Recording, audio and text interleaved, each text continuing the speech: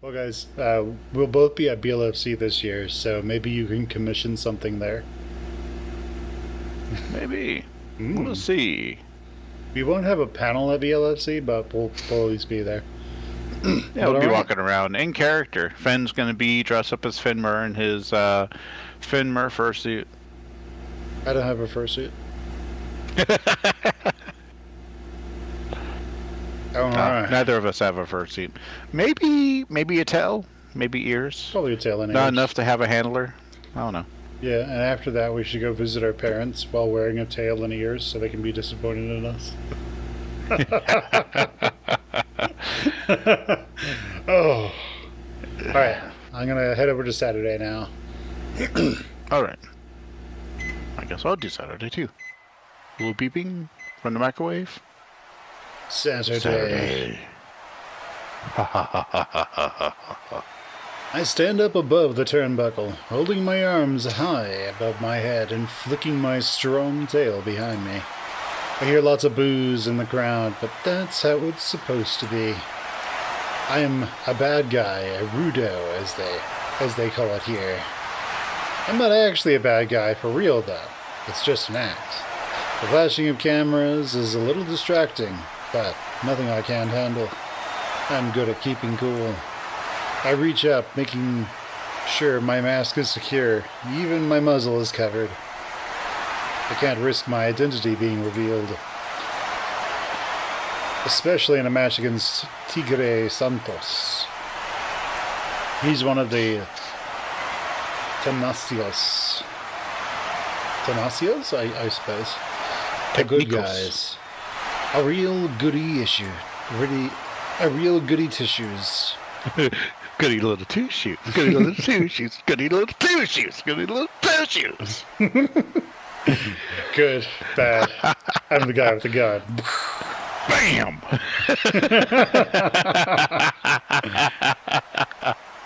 I don't trust him.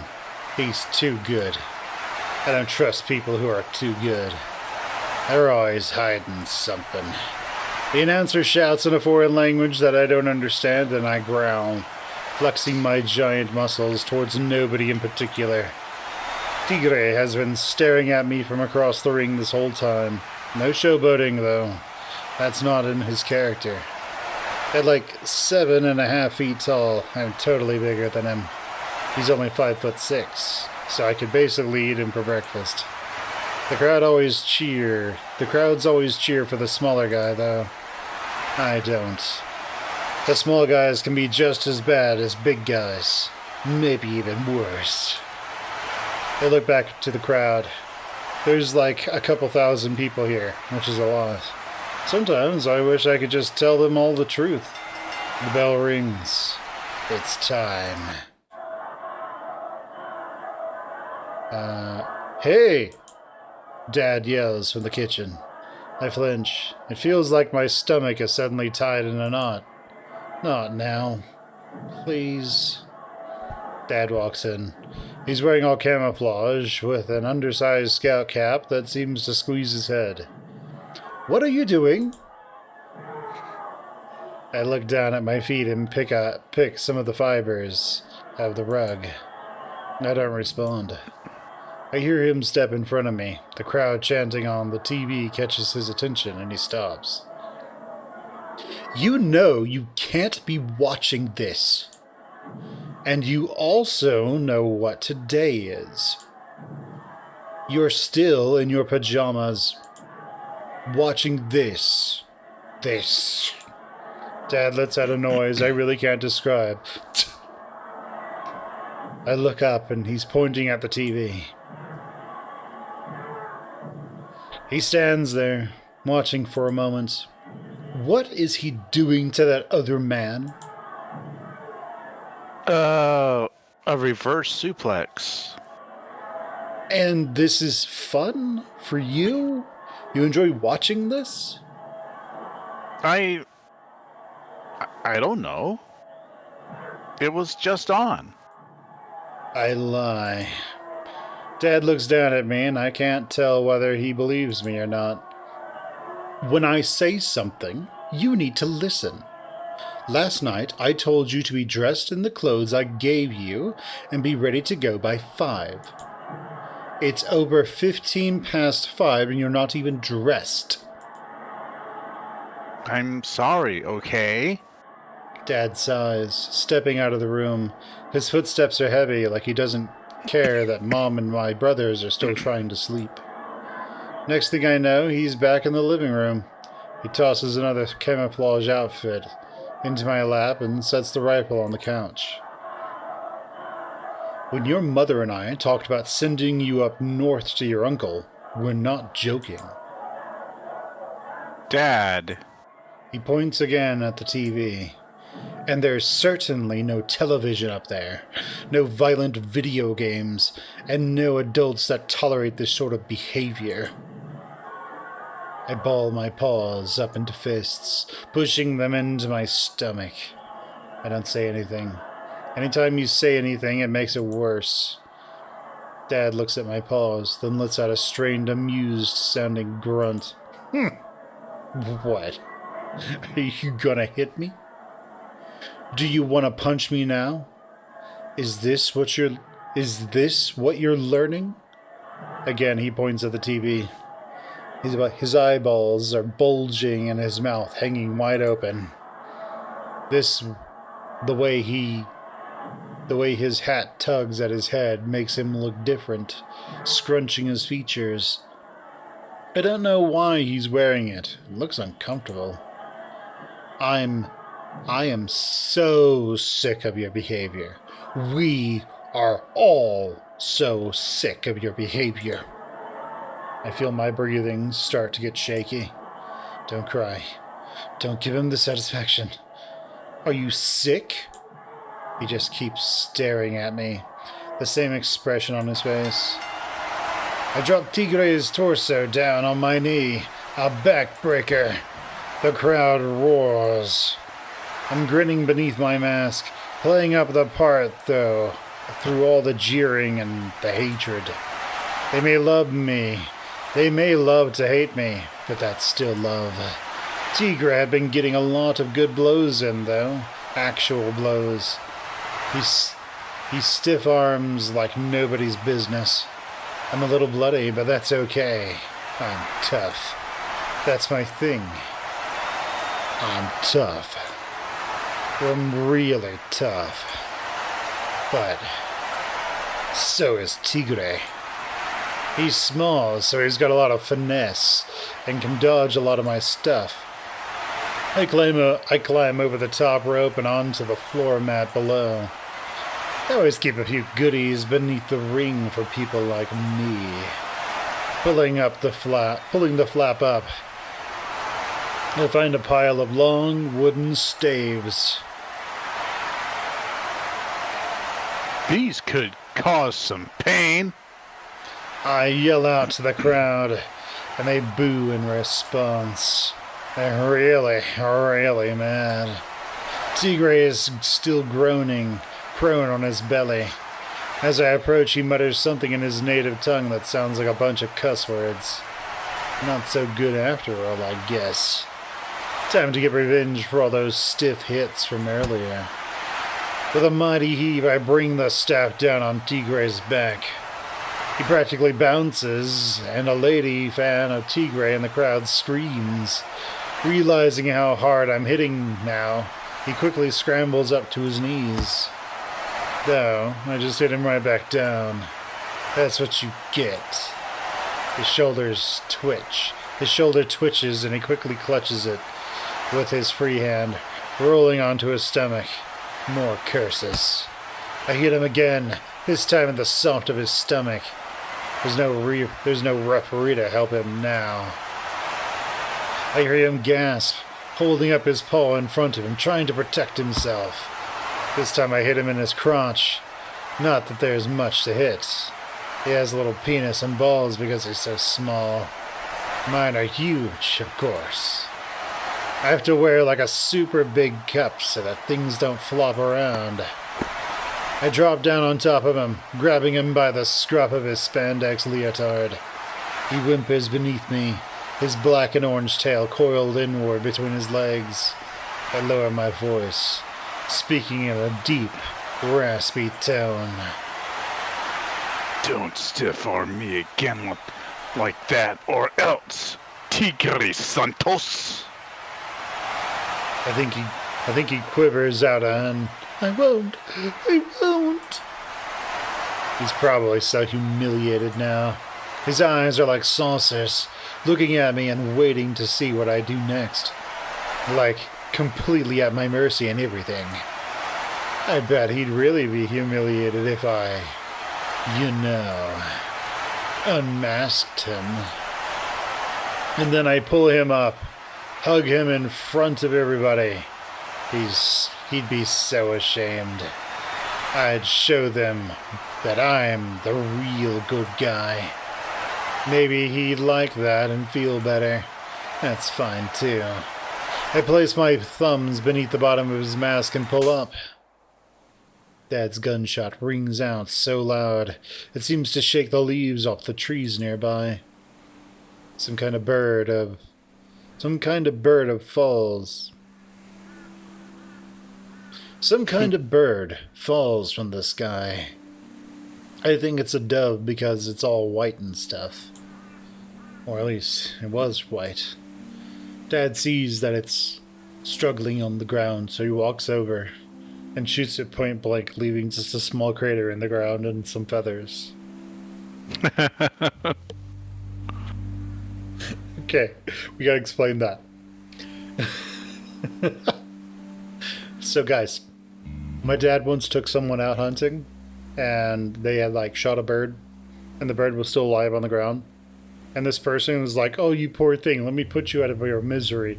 And he just puts another shell into the shotgun, points it like straight, like like maybe like 6 inches away from the bird, and pulls the trigger. It's just a crater and feathers. Disintegrates the bird. Yeah, just disintegrates the poor bird. He's just buried in the ground now. Oh man. Like, you're supposed to leave something to eat, dude. It's like, what are you doing? Alright, so I want to explain like the wrestling thing. It was like, this is like lucha wrestling, and I used to watch. I don't remember if you watched too much of that when you were younger, Finn. Not at all. So I don't know about how lucha wrestling goes, but for WWE and the professional wrestling, quote unquote, you see on TV, that's all scripted.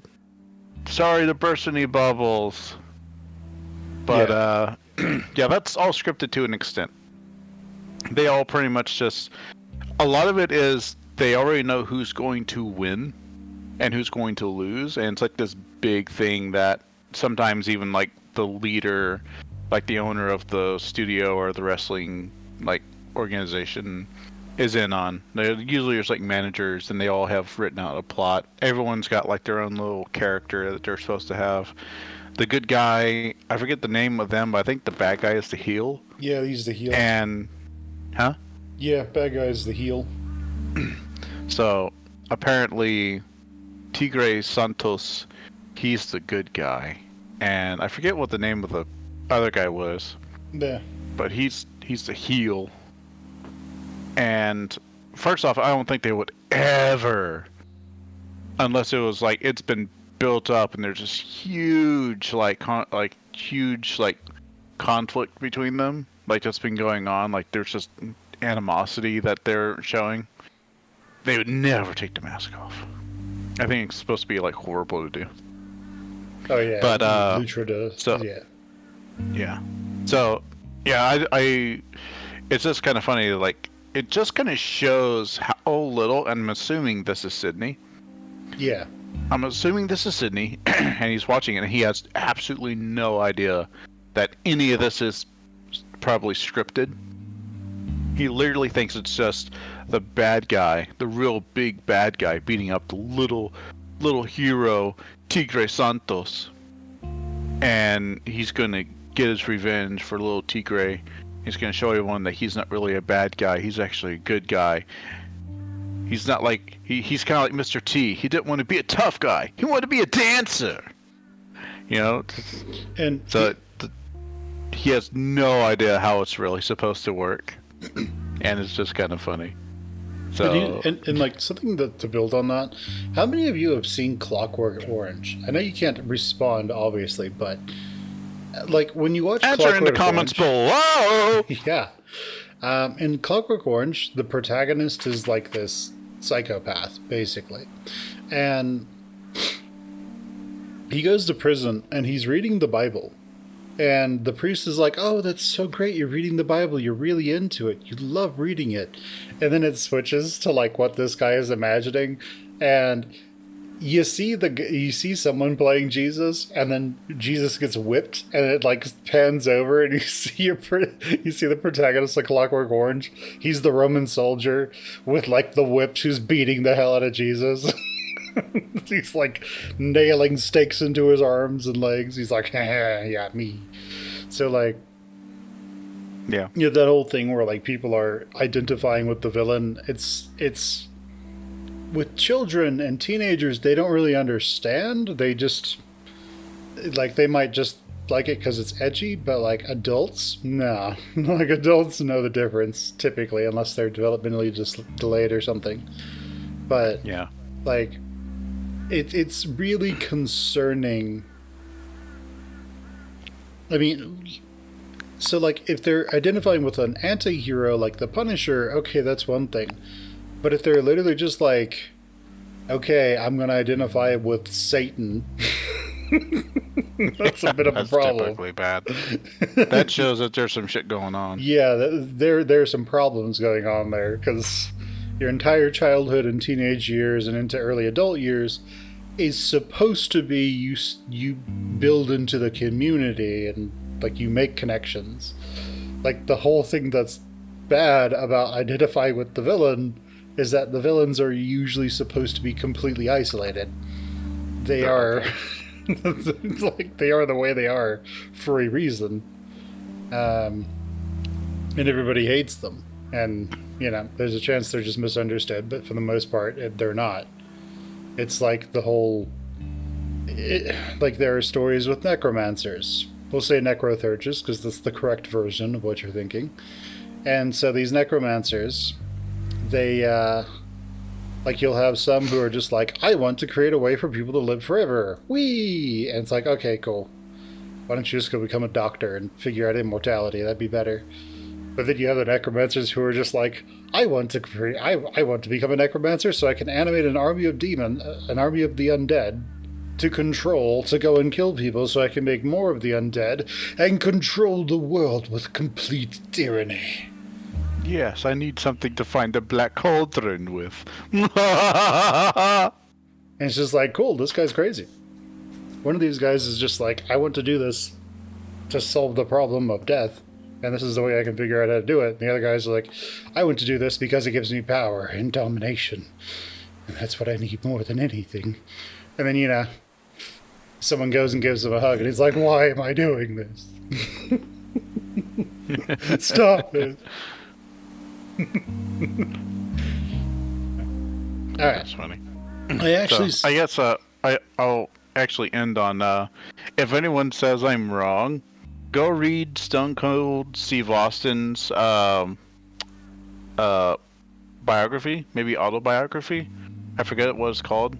I just remember when I read that he said something about his first time going to the ring. He knew absolutely jack shit, and he was like beating up on the guy and getting wailed on. And then, like after the match, the guy came up to him all pissed off, pulled out a folding chair, and Steve thought he was going to get his ass beat like behind the scenes or something.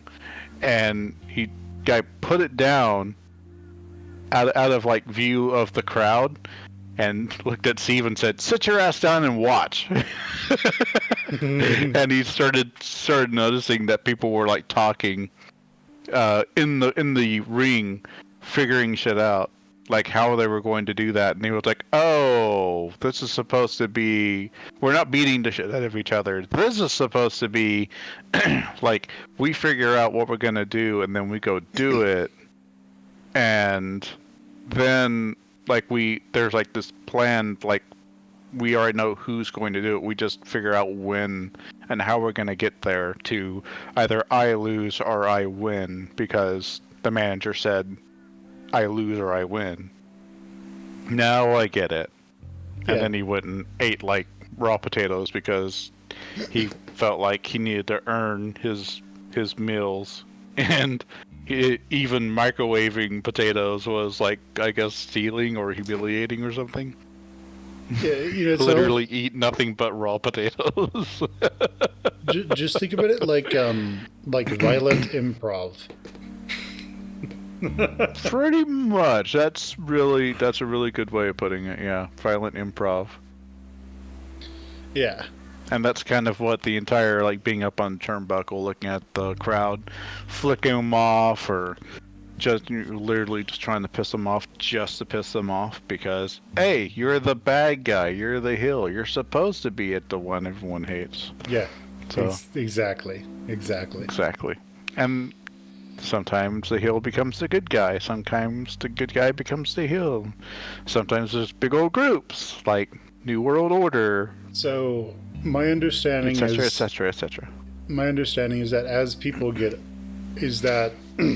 the hero, the protagonist, actually has a younger age range associated with it, and then being the bad guy has an older age range associated with it. It's because they're trying to target that younger demographic of like teenagers who will look at this and think it's 100% real. And so it's easier for them to identify with the 18-year-old or the 20-year-old, like The Rock or something, back when he was younger, than it is to identify with a guy who's like 40 and, has a huge beard, lines all over his faces, that kind of thing. Yeah. So it's just easier for them to identify with that stuff. Yeah, that's why Sydney is like, I'm the bad guy, I'm gonna beat the shit out of Tigre. Yeah, I mean, it partially it's just because Sydney obviously has a terrible family life. Like, here's the thing. Healthy parents don't talk to their kids that way. Like, there's being frustrated, and then there's... But I mean, to an extent, you're supposed to just accept there's certain things your kids like doing. Yeah, right. Don't degrade them for liking certain things. That's just fucked up. Yeah, don't denigrate them because they like something.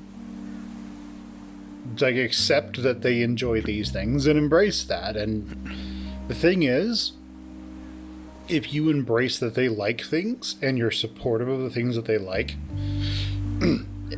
sort of those things being like psychotic, you can take them and then, be like, here's this cool thing that I like doing too, that I think you will like doing. Like, bond over it. Yeah, you gotta sell it to your kids. And the thing is, if you have a healthy, happy relationship with your kids, where you're treating them well, you're encouraging the things that they'd like and their passions, they're more likely to go and be interested in what you want to do with them. They're going to see you as something that they like. They aren't going to be constantly trying to daydream to get the hell away from you. So yeah, they're not going to be escaping. Exactly. They're not indulging in excessive escapism just to escape from you. So yeah. One video I had seen was kind of talking about like the differences between like a mom and a dad in regards to like a child who wasn't responding to them, like, and this scenario, it was they're trying to get the kid ready for school so they can get on the bus and go to school. Mm-hmm. And the mom kept coming in saying, hey, you need to go to school, get out of bed. The kid's like, nah, just kept sleeping. And she came back and, repeatedly, and just got more and more frustrated. And then switched over to what the dad did, and why the kid actually, like, responded immediately when the dad said, get out of bed and get dressed, get ready for school. Mm-hmm. Because when the kid didn't do that, what happened was the dad just let him sleep until it was time for him to get on the bus, and then dad pulls him out in his pajamas, without his lunch, without his backpack, and says, "Okay, time to go to school." And the kid's like, "But I'm gonna be embarrassed at school." "Well, yeah, that's why you should have gotten up, huh?" And it's like, "But I'm not gonna be able to do my schoolwork." "Oh yeah, that's why you should have gotten up, huh?" "Well, I'm gonna be hungry at lunch." "Yeah, that's why you shouldn't have gotten up, huh?" And so the next time Dad comes in and says, "Hey, time for you to, start getting ready for school," the kid kicks off those blankets, kicks off the blankets and sheets because he knows exactly what's going to happen if he doesn't get his ass out of bed and get ready for school. He's going to be going to school in his pajamas, probably with no shoes on, and he's not going to have anything for his schoolwork, and he's going to look like a dummy. He's going to be hungry. Yeah, so I don't know. Is that good or bad parenting? That would be terrible parenting. That would probably get the teacher to probably call CPS on you if you sent your kid to school wearing only their pajamas with none of their supplies and no food or anything, unless you're just so impoverished you literally cannot afford to give them any of that. So, no, that's the... I mean, let's look at the core of those two things, though. Right? What the dad is doing is letting the kids suffer the consequences of their actions. However, how he does it is terrible. The mother's being too passive. I mean, realistically speaking, I think that comic is probably a little problematic, I guess, in a way. Like, realistically. But yeah, I imagine at a certain point the mom just sort of walks up and tears the sheets off the kid and is like, "Get your ass out of bed. I've told you like 3 times. Get up." And then it's just like, okay, well, now you have to do everything at like quadruple time, so go eat breakfast. Well, you got through enough of your breakfast to not be starving. Cool. Fantastic. Go brush your teeth. Oh, you can only like super fast brush your teeth and it's a half-ass job. Cool, go put on some clothes. You're like, go get changed. Go do this, go do that. And it's just like that whole thing where it's like you have to just rush the entire damn time. That sucks. It's like I can wake up about, I want to say,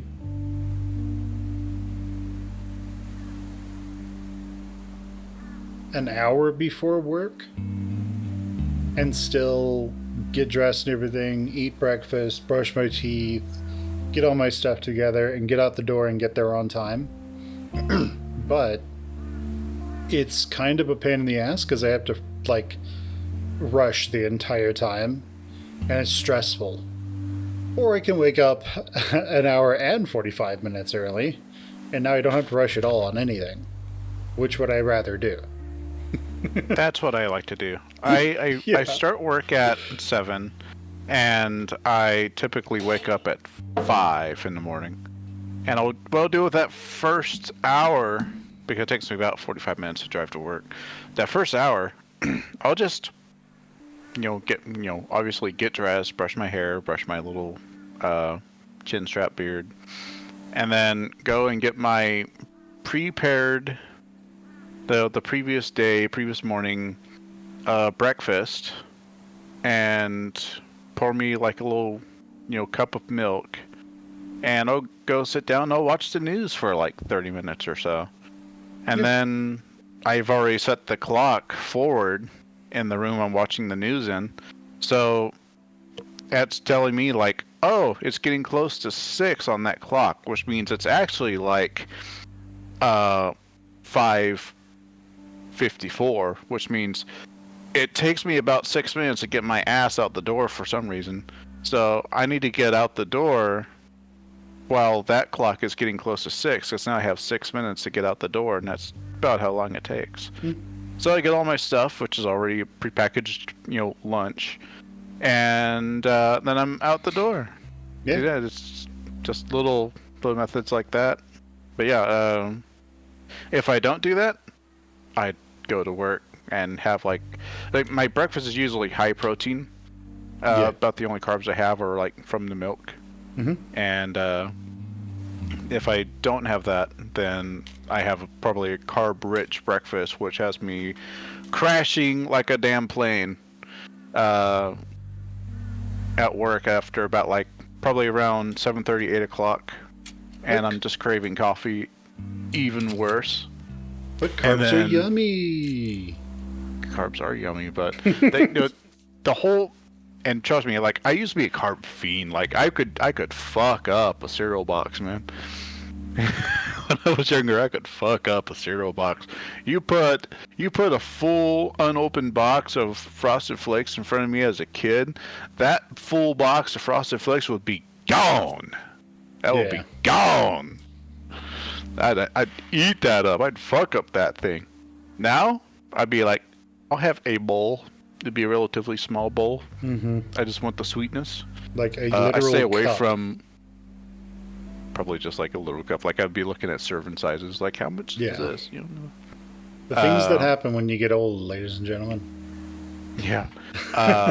And then I don't drink soda anymore. I used to wake up and I'd just go after like Mountain Dew because it tastes really good. And yeah, that was the entire reason. I loved Mountain Dew because it just tastes really good. Now, I stay away from that shit because, again, crashing like an airplane. We are not sponsored by Mountain Dew, everyone.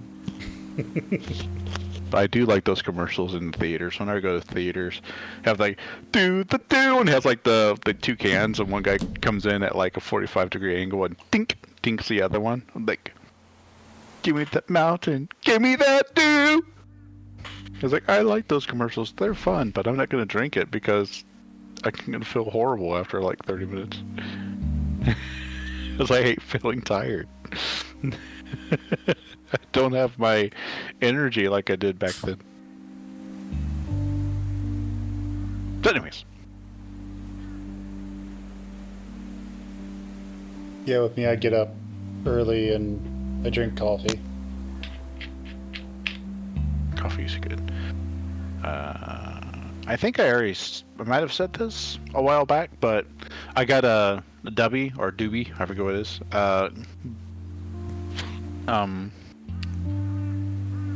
Our friend Pyro God. He has a sponsorship, I think, with Dubby. Yeah, I think you told me about this. Yeah, and I got that. I got a flavor of it. Where is it? Yeah, PyroGod _ YT6. Yeah, if you want a good energy drink, or energy drink mix, I guess that's real similar to G Fuel that Angry Joe likes to promote. You can go see him on his channel. He's trying a whole bunch of different flavors, and I've got one. I got like a mixing cup, and I got like I think it's like peach and beach, and sometimes I'll have that in the morning if I'm running behind. I'll just put in like a scoop, fill the thing up to the top, and just shake it and just gulp it down. Do you shake it? Do you shake it like a Polaroid picture? I do. My whole body shakes. I'm a fat boy that jiggles like Peter Griffin. When I'm shaking it, I'm in such a goofy mood. I'm like, nah. All right, let's go ahead and get back into it. There's a mental image for all of you who would just want to make your mind's eye go blind. As you have tormented everyone with that image of I don't know, a huge marshmallow jiggling. The marshmallow ghost became real. Anyways, take it away, Flynn. I actually saw a pink mist when the bird shot hit it, like in the movies. The rest of the flock keeps flying as if nothing had happened. Dad looks over his shoulder at me, his breathing heavy. I can see little wisps of fog when he exhales. It's that cold. It takes him a while to actually speak. You see that? Yeah? He smiles tightly. I got him. You did! I'm gonna go grab the carcass. You stay put, alright? Okay. Dad turns, jogging across the dewy grass towards where the bird fell. I adjust myself some and lean against the nearby tree. I wish I was home. My friends are still probably sleeping in, enjoying their warm, heated houses and all that. I can't focus here. It sucks, but Dad really wanted to go bird hunting. I asked him yesterday why he couldn't just do it alone, and he and Mom got really mad. I don't even know what sets them off anymore. It could just be the littlest thing and suddenly everything's all shitty. My rifle's kind of neat, I guess. It's a 22. I played a zombie shooting game at Chase's place that had the exact same kind in it. It's really, really loud, though. Dad made me wear these big ear protectors, but it's super intense. Still super intense. I swiveled around my arms before bringing the butt right up to my shoulder and looking down the sights. I pretend the bush I'm aiming at is a zombie. I could survive a zombie apocalypse pretty well, probably. There wouldn't be many zombies in Echo, and nearly everyone in town has guns. I'd just go to Carl's house. It's already like a fortress. Some may say a castle. He's got tons of food and games. We'd be set. I hear Dad's footsteps and quickly lower the rifle. That's right. Keep that down. He holds up a pretty messed up looking bird. Its neck is half missing and blood still drips from the hole there. You've never eaten dove, have you? No. It's like chicken, but stringier. I raise an eyebrow. Like string cheese, but chicken? Not exactly, but, well, you'll just have to try it. Okay. Now, let's see if you can shoot something. Dad steps behind me, placing his paws on my arms and straightening my posture. Now remember what I told you. Always fire on the exhale. Don't flinch at the kick either. The gun won't smack you if you got a good grip on it, and your eye isn't touching the sight. I'm not afraid to shoot a gun like TJ or Carl probably would be. Just a little nervous about the recoil. That's all. Suddenly, Dad grabs my shoulders. Look, look, look! He points towards the sky, directly above us. A bunch of birds in a V-shaped formation are overhead. Those are ducks. Duck is great. You've had duck before and loved it. Now you can get your own duck. Hurry, get sighted. I scrambled to get the gun aimed up and my eye lined up with the shot. Come on! I'm trying! The ducks are already getting pretty far ahead. I can't seem to get lined up right. Give it to me. No, I've got it! Next thing I know, Dad is wrenching the butt from my shoulder and bringing the rifle up to his. It takes him only a few seconds to get ready before firing. Just like before, a bird falls from the flock, plummeting to the ground past the clearing of trees. This time the flock breaks up, scattering. Dad turns, pushing the length of the rifle against my chest. Take your gun. I clutch onto it with both hands, and Dad starts making his way forward. I follow. Why didn't you fire? I was going to. The aiming thing, the sight, it wasn't lining up with my eye. I need to get it lined up right, or else I was going to miss. Son. And then you just yanked it away. You were not listening to what I was telling you. Just like what I was saying this morning. Dad's voice raises. You can't just do anything like you're told, can you? My fingers grip the rifle tighter. It's like everything goes red.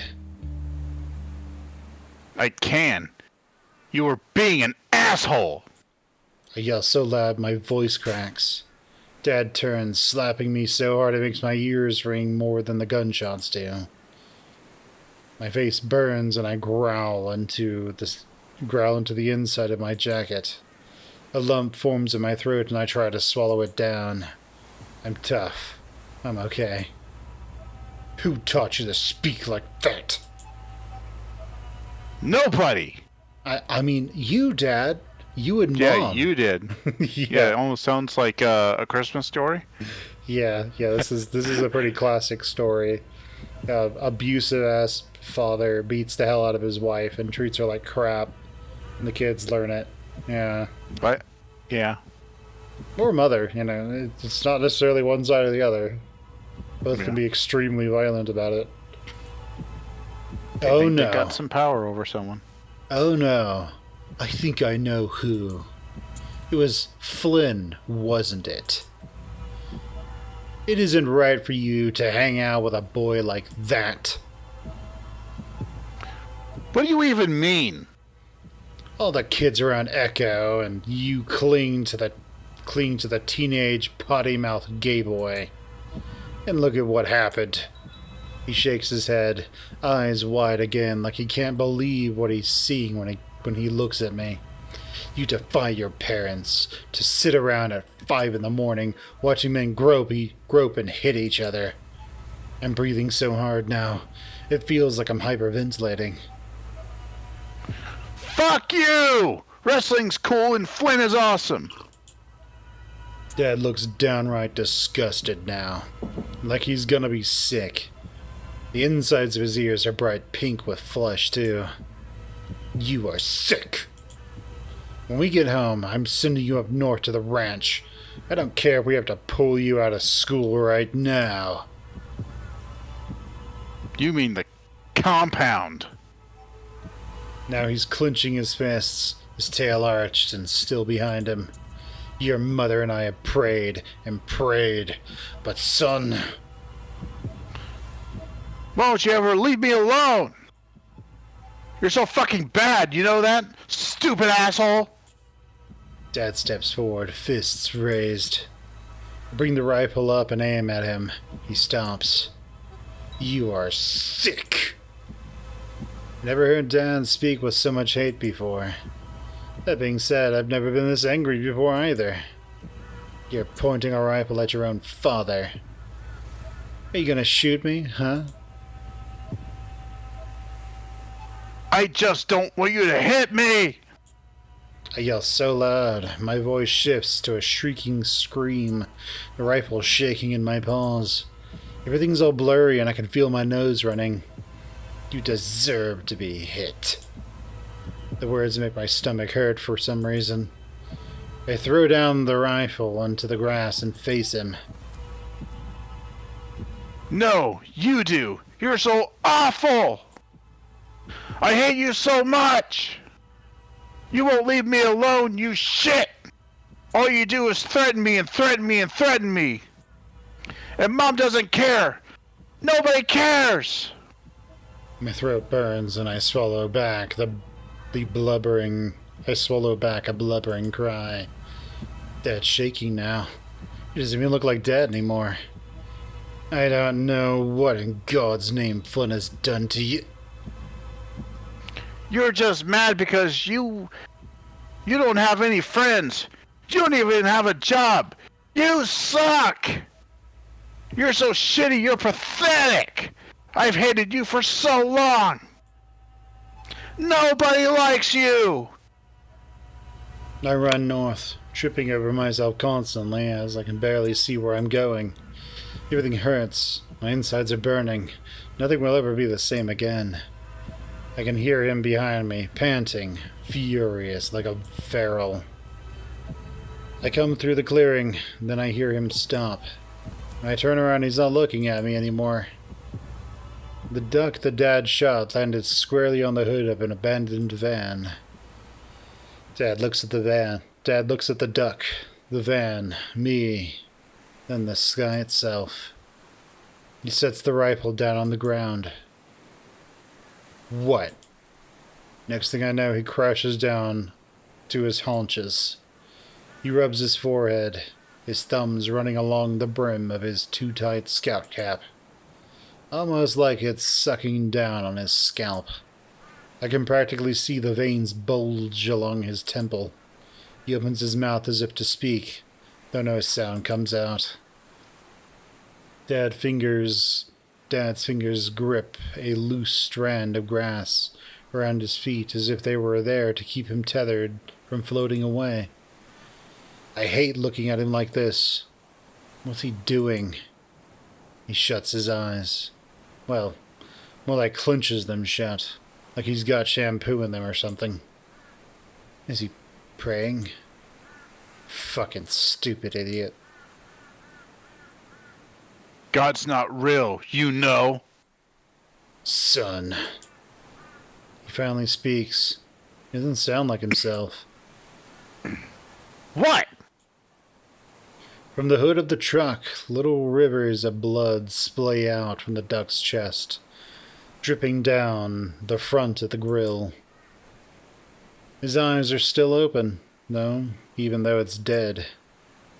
I always thought there was when something died, your eyes closed and your tongue sticks out. Looks like it's staring at me. Dad doesn't respond, but he finally looks up and sees what I'm seeing. He sucks in his chest as if he'd been struck. He shuts his eyes again. His whole body shakes for a moment, like he's having a spaz attack. It's not the same van. It's not the same van, he mutters.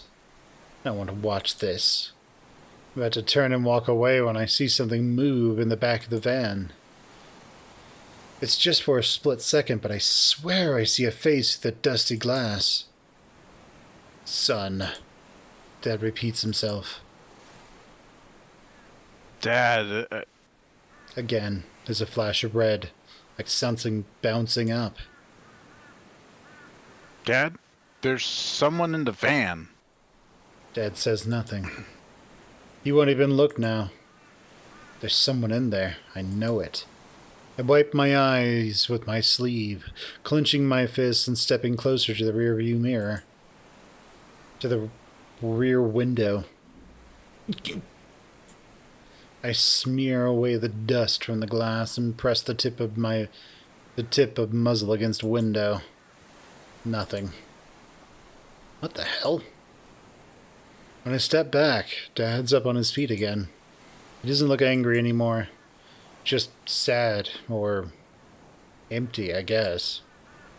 He picks up his rifle from the ground, holding it sort of limply in one paw. Without a word, he turns and heads back through the clearing from where we came.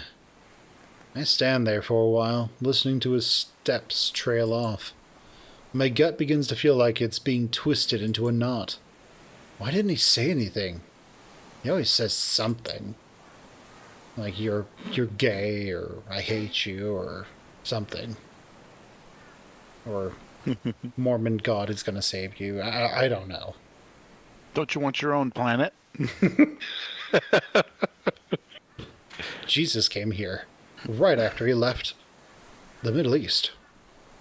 Or wherever. Joseph Smith was better than Moses, because Moses had stone tablets. Joseph had gold ones. Gold is better than stone. There was this huge war between one tribe and another, and it spanned the entire continent. Yeah, something because like that. There's not anything called Indians. That's stupid stuff. Any other time he opens his mouth, I practically flinch. So why do I feel this now? He won't actually leave me out here, will he? I cross my arms over my chest, hugging myself. Minutes pass and nothing happens. It's like I'm rooted in place, constantly wiping my eyes and nose. Just gotta be tough. I mean, I am tough. I just don't know what to do. The hell am I supposed to do? I hate this.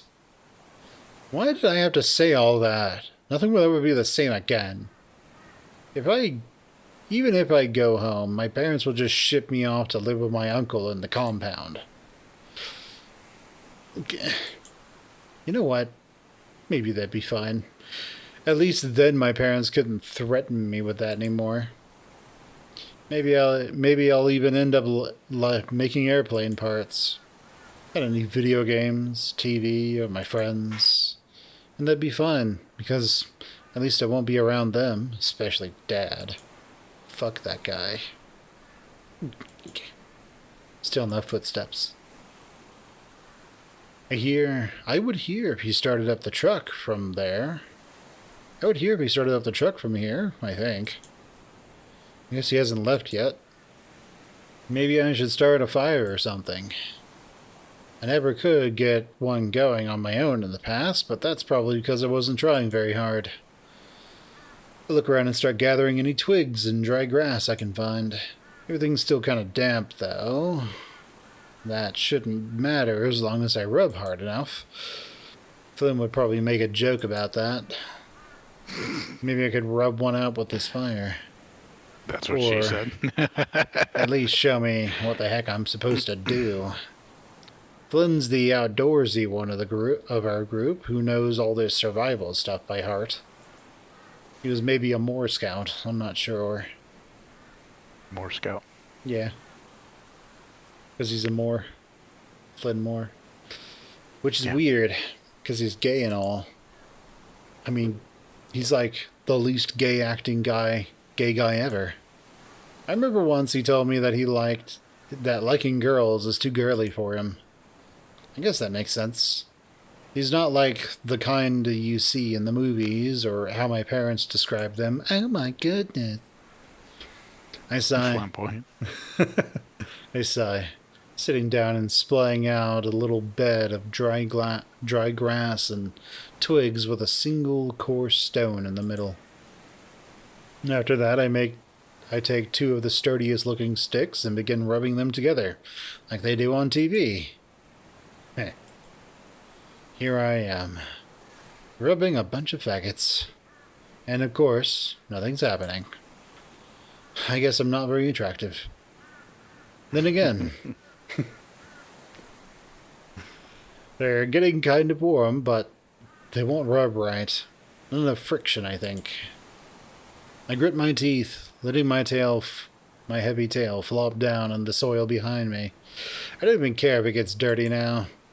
The pads of my paws are starting to really hurt, so I bite the inside of my cheek. I look down at the pile of twigs and think I see a spark. I quicken the rubbing, only for the twig to slip and scrape along the edge of my paw. I cry out in pain as a thin line of blood appears in my fur.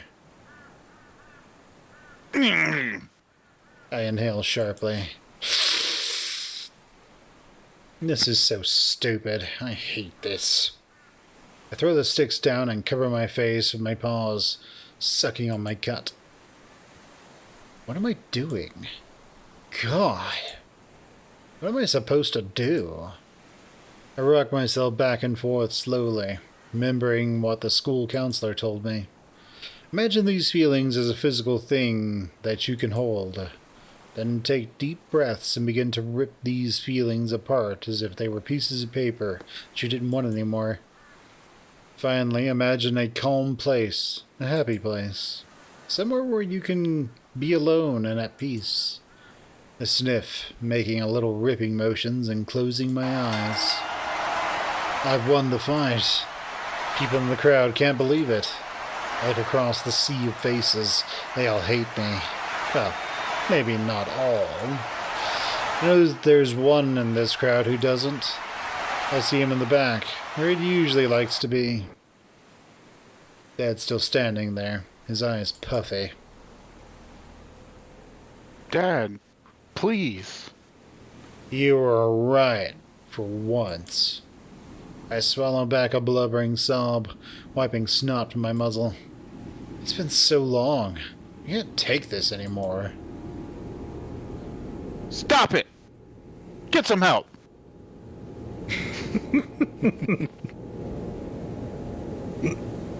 He's just Michael Jordan now. Stop it. Get some help. Things used to be different. I.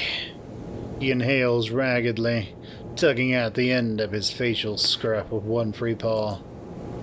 I used to feel things in real time. Now it's all like a memory of a thing. He continues to stare at the van. Like this isn't happening. It happened. It will happen, and I don't know. It don't matter. I feel his paw tug tighter on the rifle. No, no, no, no, no! Please stop! I pull back on my end. You know you can't stop me. I love you! I love you! Please stop it! He's not even crying anymore. He's just standing there, only turning to look at me whenever he pulls the barrel closer to his chin. I wish I was stronger. I really, really wish. I thought I could move away, forget it ever happened, move on, find redemption in the Lord. It's never that simple, is it? I don't know what you're talking about. My voice is shrill and hoarse at this point. Sometimes I can't even speak. I want to call out for help, but there's no one around. But Eliza had to move back here, and I loved her. So I had to grin and bear it, as the say. He wets his lips. I can't. He rolls his eyes in a strange, exaggerated fashion. Anytime I try to escape, be it physical-like or through some other such diversion, it all just keeps coming back to me. It's just going in circles. I begin sobbing on his pant leg, clinging to it as I pull as hard as I can on the gun. It's never enough. He won't let go. Let's just go home, okay? Please, let's go home. I'm sorry. I'm sorry! Dad says nothing. Something stirs from within the back of the van. Even with my vision blurred with tears, it's clearer than it was ever before. It's a face. Dad begins to move again, bringing the rifle end up to his chin. No! No, no, no, no, no, no, please! I grab Dad's paw, trying to pull his fingers away from the trigger. I yank as hard as I can. No eyes.